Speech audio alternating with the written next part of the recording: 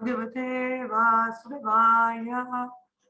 ओम नमो भगवते वासुदेवाय। ओम नमो भगवते वासुदेवाय। हम लोग पढ़ रहे हैं श्री ईशोपनिषद मंत्र 5। तदेजति तनेजति तद्दूरे तद्अन्तिके तदन्तरस्य सर्वस्य तदु सर्वस्य यासाया भायता। तदेजति तनेजति तद्दूरे तद्अन्तिके तदन्तरस्य सर्वस्य तदु सर्वस्य यासाया भाता। तदेजति तनेजति तद्दूरे तद्अन्तिके तदन्तरस्य सर्वस्य तदु सर्वस्य यासया भाता। ओम श्लोक पढ़ो। तदेजति तदजति तदे दूरे तदन्तिके तदातरस्य सर्वस्य तदु सर्वस्य भात। अस्त श्लोक पढ़ो।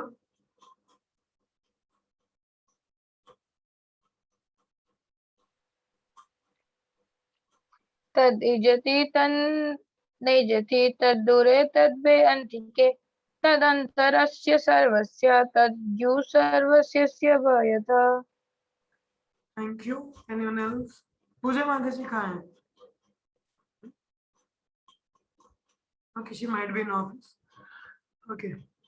तत् यह परमेश्वर, एजति चलता है, तत् वह, ना नहीं, दूरे काफी दूर, तत् वह, ओम भी, अंतिके अत्यंत निकट, तत् वह, अंतः भीतर, अस्य इसका, सर्वस्य सबका, तत् वह, ओम भी, सर्वस्य सबका, इसका, बाहता बाहर। अनुवाद।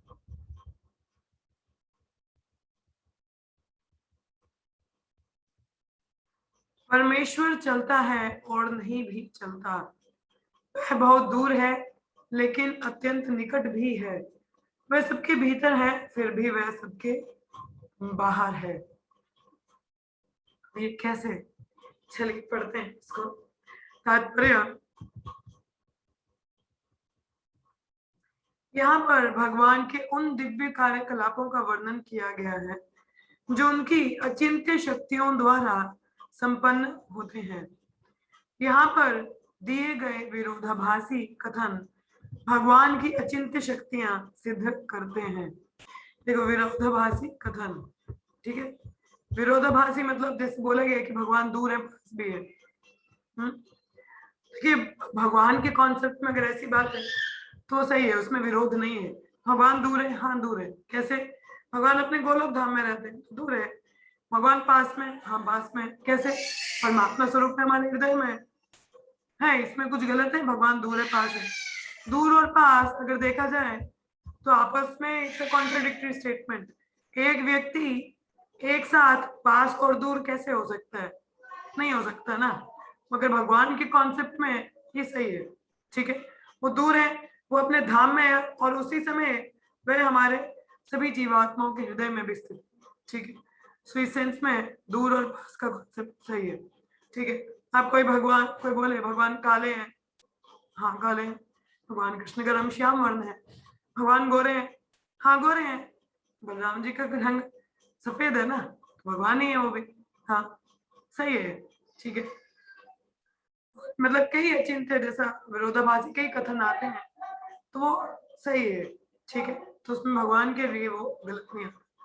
और कई अचिंत्य शक्तियां, तो अचिंत्य शक्तियां देखिए, भगवान ने कई ऐसी एक्स्ट्रा ऑर्डिनरी पावर्स दिखाई हैं।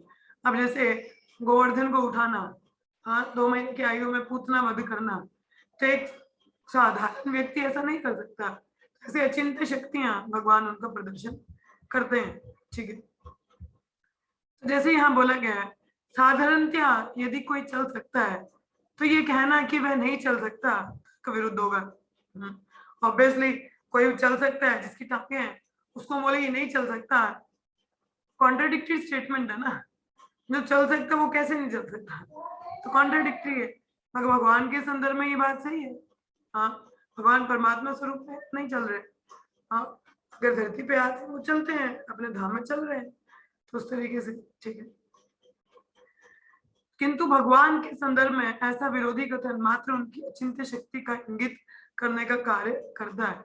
तो अगर ऐसी कोई स्टेटमेंट है कि वो चल सकते हैं, नहीं चल सकते, दूर है, पास है, तो एक्चुअली वो दिखाता है कि उनकी कितनी शक्तियां उनकी प्रदर्शित करता है। जैसे भगवान दूर है और उस समय पास भी है, उनकी पावर को डिफाइन कर रहा है ना ये, इसलिए ठीक है। अपने सीमित ज्ञान से हम ऐसे विरोधी कथनों में सहमति व्यक्त नहीं कर सकते। हम तो अपने ज्ञान की सीमित शक्ति के आधार पर भगवान की केवल धारणा बना सकते हैं। अब देखिए, अगर हम लोग मन कथन अपने मन के हिसाब से भगवान को जानने का प्रयास करें तो हमारे लिए स्टेटमेंट्स विरोधी भास होंगी। Means we will be doubting, ऐसे कैसे हो सकते, भगवान इतनी दूर है तो पास कैसे है। हम लोग उसमें डाउट कर सकते हैं, हम बोल सकते हैं, क्योंकि मन के स्तर पर भगवान को जानने का प्रयास करते हैं। और जैसे हमने शुरुआत में ही पढ़ा कि मनुष्य में अपूर्ण इंद्रियां हैं, इम्परफेक्ट सेंसेस, हाँ, he is cheated, illusion, mistake, ऐसा उसमें टेंडेंसी है, 4 प्रकार का दोष है। तो ऐसी अपूर्ण इंद्रियों से, सीमित इंद्रियों से कैसे हम एक असीमित भगवान अनंत है ना, उनको कैसे जान सकते हैं, हम नहीं समझ सकते। हाँ, हम तो अपने ज्ञान की सीमित शक्ति के आधार पर भगवान की केवल धारणा बना सकते हैं। उदाहरण के तौर पर मायावादी दार्शनिक, जो मायावादी हैं, क्या कहते हैं, भगवान की केवल निराकार कार्यकलापों को स्वीकार करते हैं, उनके साकार रूप को ठुकार देते हैं। अब जो मायावादी हैं उनका कॉन्सेप्ट क्या, भगवान निरंकार है, उनका आकार ही नहीं है, उनका कोई फॉर्म नहीं होता। क्या सही है क्या? नहीं, मगर उनका कॉन्सेप्ट वहीं तक है, वो वहीं तक मानते हैं, मगर ऐसा नहीं है, ठीक है। किंतु भागवत संप्रदाय भगवान की पूर्ण धारणा को अपनाते हुए उनकी अचिंत्य शक्तियों को स्वीकार करते हैं और इस प्रकार मानते हैं कि वह साकार तथा निराकार दोनों हैं। तो भगवान साकार और निराकार दोनों है। निराकार कैसे? कि उनका भौतिक शरीर नहीं है। साकार कैसे? भगवान संपूर्ण पूर्ण है, ठीक है, भगवान पर्सन है, व्यक्ति है, ठीक है, उस हिसाब से। तो भागवत गण जानते हैं, मतलब डिवोटीज, कि उनकी अचिंत्य शक्तियों के बिना परमेश्वर शब्द का कोई अर्थ ही नहीं है। तो जिसमें कोई अचिंत्य शक्ति अपनी शक्तियों का प्रदर्शन नहीं करता, उसको भगवान नहीं हम लोग मान सकते। हाँ।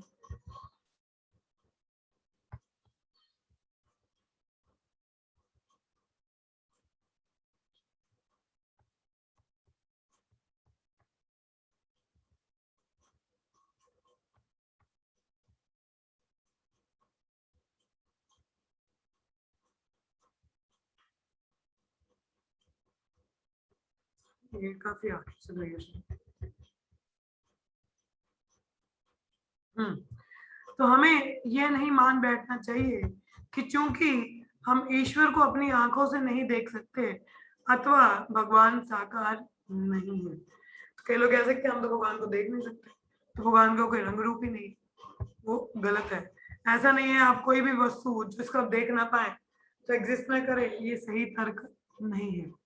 श्री ईश्वरोपनिषद इस तर्क का खंडन करता है और यह घोषणा करता है कि भगवान बहुत दूर हैं लेकिन अत्यंत निकट भी हैं। भगवान का धाम भौतिक आकाश से परे है और हमारे पास इस भौतिक आकाश को भी मापने के साधन उपलब्ध नहीं है, ठीक है। तो भगवान का धाम का है, भौतिक आकाश से मतलब आध्यात्मिक जगत से परे है।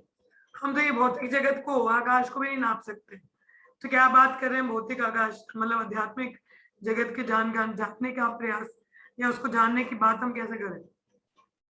भगवान का धाम भौतिक आकाश से परे है और हमारे पास इस भौतिक आकाश को भी मापने के साधन उपलब्ध नहीं है। यदि भौतिक आकाश ही इतना दूर तक विस्तृत है तो फिर आध्यात्मिक आकाश के विषय में क्या कहा जा सकता है जो इससे सर्वथा परे है। आध्यात्मिक आकाश के भौतिक ब्रह्मांड से अति दूर स्थित होने की पुष्टि भगवत गीता में हुई है, लेकिन इतनी दूर पर रहते हुए भी भगवान एक पल से भी कम समय में मन या वायु से भी तेज गति से हमारे समक्ष तुरंत अवतरित हो सकते हैं। वे इतनी तेजी से दौड़ भी सकते हैं कि कोई उनसे आगे नहीं निकल सकता। इसका वर्णन पिछले श्लोक में किया जा चुका है। फिर भी जब भगवान हमारे समक्ष आते हैं तो हम उनकी अनदेखी करते हैं। ऐसी मूर्खतापूर्ण उपेक्षा की भर्त्सना भगवान द्वारा भगवत गीता में की गई है, जहां वह कहते हैं कि मूर्ख मुझे मत्तर्य प्राणी मानकर मेरा उपहास करते हैं। जो मूर्ख फुलिश पीपल है वो भगवान को साधारण मनुष्य समझ लेते हैं, परंतु ऐसा है क्या? नहीं, वे ना तो मत्तर्य प्राणी है, मत्तर्य प्राणी मीन्स भौतिक जगत के, ना ही हमारे समक्ष भौतिक प्रकृति द्वारा उत्पन्न शरीर लेकर आते हैं। तो भगवान का शरीर हमारी तरह नहीं होता, स्थूल शरीर जो पांच तत्वों से बनता है, नहीं, उनका शरीर दिव्य है। ठीक है, ऐसे अनेक तथाकथित विद्वान हैं जिनका तर्क है कि भगवान सामान्य जीव की भांति पदार्थ निर्मित शरीर लेकर अवतरित होते हैं। कई लोग ऐसा बोलते हैं, कई फिलोसफर, उनकी अचिंत्य शक्ति को ना जानते हुए ऐसे मूर्ख लोग भगवान को सामान्य व्यक्ति जैसा मान बैठते हैं, पर ऐसा नहीं है। भगवान सामान्य पुरुष नहीं है। अचिंत्य शक्तियों से पूर्ण होने के कारण भगवान किसी भी माध्यम से हमारी सेवा कर सकते हैं और वे अपनी विभिन्न शक्तियों को अपनी इच्छा अनुसार रूपांतरित कर सकते हैं।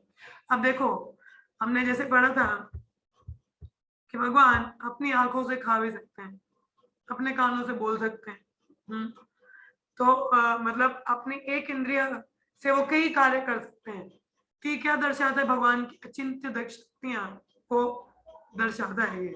ठीक है, तो इसमें तो मतलब उनकी एक सेंस कई कार्य कर सकते हैं, एक इंद्रिय कई कार्य कर सकते हैं, परंतु हमारा ऐसा है क्या? हम लोग ऐसा कर सकते हैं? नहीं, है ना। तो बताया गया है, नास्तिकों का तर्क है कि भगवान या तो अपने आप अवतरित हो नहीं सकते, और यदि वे ऐसा करते हैं तो भौतिक शक्ति के रूप में अवतरित होते हैं। यदि हम भगवान की अचिंत्य शक्तियों के अस्तित्व को मान लें तो यह तर्क निरस्त हो जाता है। तब हम समझेंगे कि यदि भगवान हमारे समस्त भौतिक शक्ति के रूप में प्रकट होते भी हैं तो बहुत संभावना है कि वे इस भौतिक शक्ति को आध्यात्मिक शक्ति में रूपांतरित कर लें। क्योंकि शक्तियों का स्तोत्र एक ही है, अतः शक्तियों को उनके स्तोत्र की इच्छा अनुसार ही काम में लाया जा सकता है। उदाहरणार्थ, भगवान अर्च विग्रह में अर्थात मिट्टी, पत्थर या लकड़ी के बने देवता के स्वरूप में प्रकट हो सकते हैं। लकड़ी, पत्थर या अन्य पदार्थ के बने ये अर्च विग्रह मूर्तियां नहीं है, जैसा कि मूर्ति भंजक तर्क करते हैं। तो देखिए, भगवान केवल मूर्ति नहीं है। ठीक है, मूर्ति सिर्फ मूर्ति नहीं है, उनमें वो विद्यमान है, चाहे वो लकड़ी की मूर्ति हो, पत्थर की हो, किसी वस्तु की हो, चाहे मार्बल की हो, तो भगवान उसमें कृपा करके अवतरित होते हैं। हाँ, मूर्ति केवल मूर्ति नहीं होता। और ये है कि भगवान अपनी इच्छा अनुसार आते हैं, अपनी इच्छा अनुसार प्रकट होते हैं। ठीक है, तो ये भी भगवान की एक शक्ति का प्रदर्शन है। जैसे हमारे मंदिरों में मार्बल का मूर्ति होता है, डीटी है, डीटी हम विग्रह कहते हैं, तो स्वयं भगवान उसमें प्रेजेंट है। हम ये नहीं कह सकते केवल पत्थर की मूर्ति है, नहीं। और केवल ब्लाइंड फेथ की बात भी नहीं है, भगवान उनमें प्रस्तुत होते हैं। ठीक है, क्योंकि भगवान क्या है? अनंत है। अब उनकी सेवा हम कैसे करें? तो भगवान अर्च विग्रह रूप में हमारी सेवा स्वीकार करने के लिए हमें कृपा करके तो अर्च विग्रह का रूप धारण करते हैं, डीटीज का। ठीक है, भौतिक जगत की हमारी वर्तमान अपूर्ण अवस्था में हम अपूर्ण दृष्टि के कारण परमेश्वर को नहीं देख पाते। ठीक है, अभी जैसे हमने बोला कि अभी देखे जाए तो क्या आप अपनी आंखों से अपनी आईलाइट्स या अपनी आईब्रोज को देख सकते हो? हाँ, अपनी आंखों से। अब अंधेरा हो जाए कमरे में तो आप अपने हाथ को भी नहीं देख सकते, आप अपनी आंखों की पलक को भी नहीं देख सकते बिना मिरर के। हाँ, ऐसे डायरेक्टली तो नहीं देख सकते ना, तो मतलब हमारी इंद्रियां अपूर्ण है, तो क्या बात करें भगवान को जानने की, देख पाने की? इतना आसान नहीं। ठीक है, किंतु जो भक्त उन्हें भौतिक दृष्टि के द्वारा देखना चाहते हैं उन पर अनुग्रह करके भगवान अपने तथाकथित भौतिक रूप में प्रकट होकर अपने भक्तों की सेवा स्वीकार करते हैं। तो जैसे मैंने बोला कि भगवान विग्रह रूप में कृपा करते हैं कि हम उनको क्या है, विग्रह रूप में उनकी सेवा कर सकें। भगवान हमारी कृपावश, ताकि हम उनकी सेवा कर सकें या उनको हम पे वो कृपा कर सकें, उनके साथ हम संबंध स्थापित कर सकें, तो भगवान क्या है, विग्रह रूप में आते हैं। ठीक है, हमें यह नहीं समझना चाहिए कि ऐसे भक्त जो भक्ति के विनम्रतम अवस्था में है किसी मूर्ति की पूजा करते हैं। तो ये नहीं बोल देना जी भक्त तो ऐसे ही सेंटिमेंटल है तो मूर्ति की पूजा कर रहे हैं। नहीं, वस्तुतः वे भगवान की पूजा करते हैं जो उनके समक्ष ऐसे उपगम्य रूप में प्रकट होने के लिए सहमत हो गए हैं। तो भगवान की इच्छा से वो प्रकट होते हैं विग्रह रूप में। हाँ, फिर हमारी सेवा को स्वीकार करते हैं।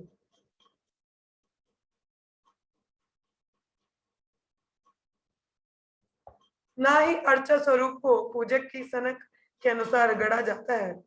यह स्वरूप अपने साज समान के साथ शाश्वत तौर पर विद्यमान रहने वाला है।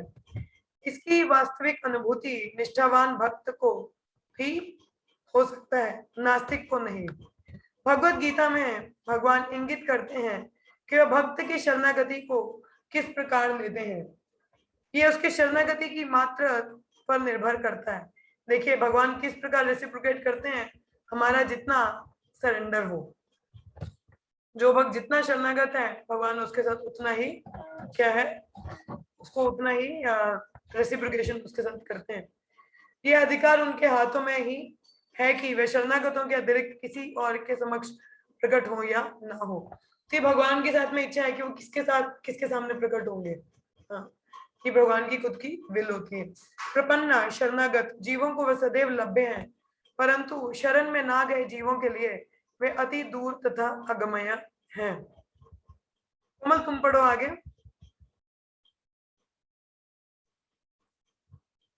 हरे कृष्ण। मतलब मैं पढ़ूं? हाँ पढ़ो। इस संदर्भ में शास्त्रों में प्राय प्रयुक्त होने वाले दो शब्द सगुण तथा निर्गुण अत्यंत महत्वपूर्ण है। सगुण शब्द ये नहीं कहता है कि जब वह दृष्टिगोचर गुणों सहित प्रकट होते हैं तो वे भौतिक रूप लेकर आते हैं और प्रकृति के नियमों के अधीन रहते हैं। उनके लिए भौतिक तथा आध्यात्मिक शक्तियों के अंतर नहीं होता, क्योंकि वे समस्त शक्तियों के स्रोत हैं।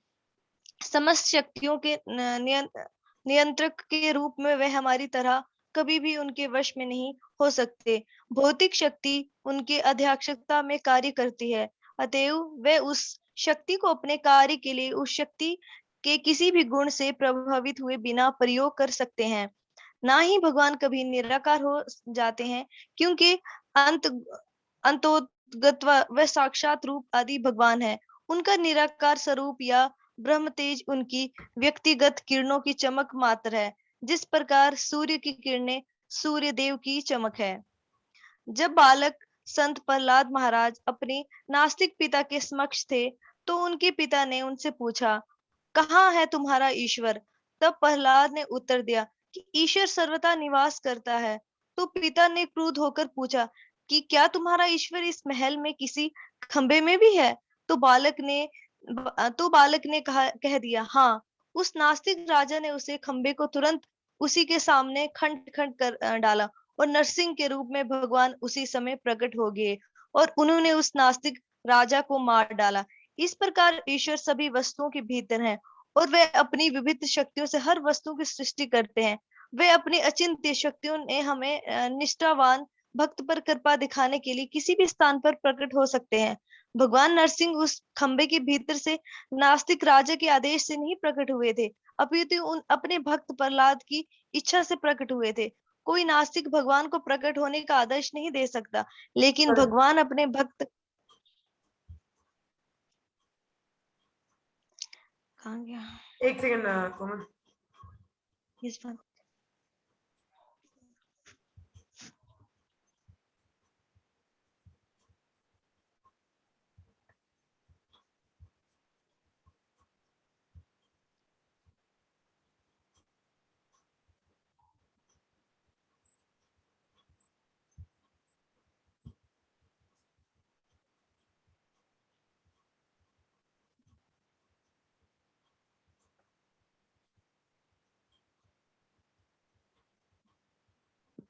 बढ़ो, अभी आगे बढ़ो। सेकंड पैरा था या फर्स्ट था? ये सेकंड वाला प्रहलाद महाराज वाला।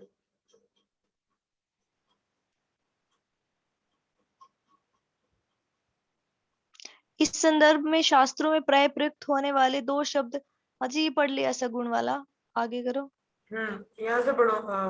उस नास्तिक राजा ने उस खंबे को तुरंत उसी के सामने खंड खंड कर डाला।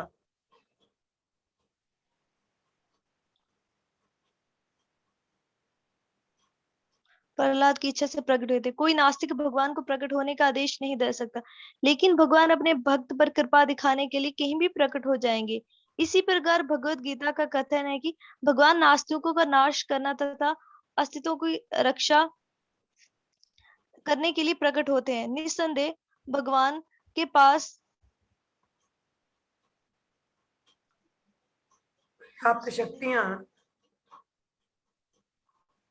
पर्याप्त शक्तियां तथा कार्यवाहक हैं जो नास्तिक का सफाया कर सकते हैं, लेकिन भक्तों पर स्वाय कृपा करने पर उन्हें हर्ष होता है, अतएव वे अवतार के रूप में प्रकट होते हैं। वास्तव में वे अपने भक्तों पर अनुग्रह करने के लिए ही अवतरित होते हैं, किसी अन्य प्रयोजन से नहीं। ब्रह्म संहिता में कहा गया है, आदि भगवान गोविंद अपने पूर्ण अंश द्वारा प्रत्येक वस्तु में प्रवेश करते हैं।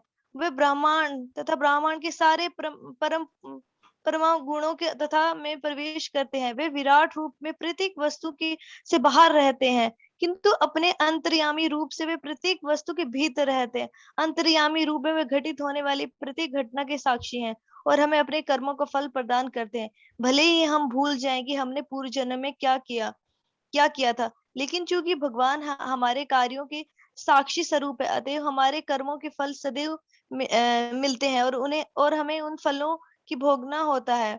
तथ्य तो ये है कि भीतर तथा बाहर ईश्वर के अतिरिक्त कुछ भी नहीं है। प्रत्येक वस्तु उनके विभिन्न शक्तियों का प्रकटय है।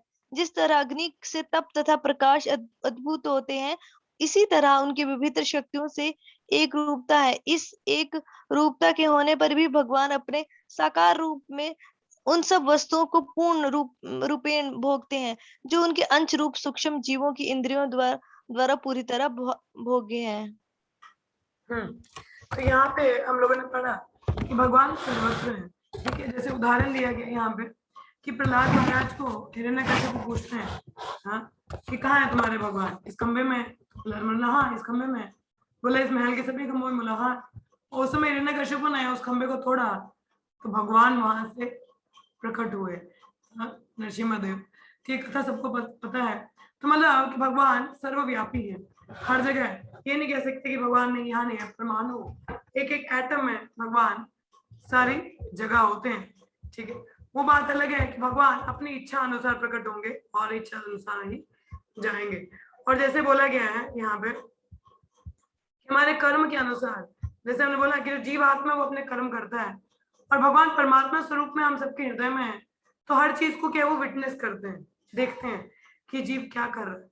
और उन विटनेस का मतलब ऑब्वियसली एक चित्रगुप्त भी है जो हमारा सारा लेखा जोखा रखता है, तो परमात्मा भी सबको देखते हैं और हमारे कर्मों के अनुसार फिर हमें वो क्या फल मिलता है, अच्छा या बुरा। पर तो यदि हम कृष्ण भावामृत में हैं तो ऐसा नहीं होता है। हाँ, यदि हम कृष्ण भावामृत में हैं तो हम लोग साथ साथ में ही क्या है, हम लोग कर्म बंधन से छूट जाते हैं। ठीक है, तो ये भगवान की अचिंत्य शक्तियों की यहाँ पे बात हुई है। भगवान सर्वव्यापी है, सर्वत्र है। तो ये नहीं बोलना कि नहीं यहाँ नहीं है, मुझे नहीं दिख रहे तो वो निराकार है, नहीं, ऐसा नहीं है। ठीक है, तो ये हम लोगों को समझना है कि भगवान सर्वव्यापी है। और जैसे अंत में यहाँ पे बताया गया, श्री प्रभुपाद ने बताया कि